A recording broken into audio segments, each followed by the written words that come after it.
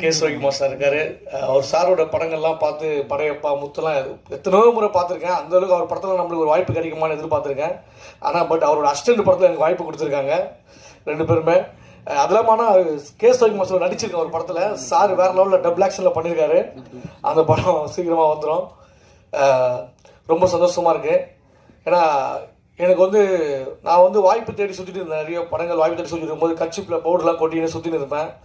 ஏதாவது ஒரு படம் கிடைக்குமான்ட்டு அந்த நேரத்தில் என்னை கூப்பிட்டு விஜய் சந்தர் சார் தான் ஃபஸ்ட்டு ஒரு பெரிய வாய்ப்பை கொடுத்தாரு. வாலு படத்தில் சிம்பு சார் கூட நடிக்கிற ஒரு வாய்ப்பை கொடுத்தாரு. அதுவும் வாய்ப்பு கொடுத்தாரு. ரொம்ப அது எனக்கு லைஃப்பில் அன்றைக்கி இப்போலாம் தூக்கமே வரலாம். நம்ம இவ்வளோ பெரிய படத்தில் நடிக்கிறோமேன்ட்டு அந்தளவுக்கு ஊக்குவிக்க ஆள் இருந்தால் ஊருகா விற்கிறவங்க கூட ஊரியே விற்பான்னு சொல்லுவாங்க. அந்த மாதிரி என்னை ஊக்குவித்த எங்கள் அண்ணன் லவ் யூ ஸோ மச்னு. அதுவும் இல்லை, படத்தில் லவ் பண்ணுற சீன் வச்சார் எனக்கு. நான் ஒரு பொண்ணை லவ் பண்ணுவேன்,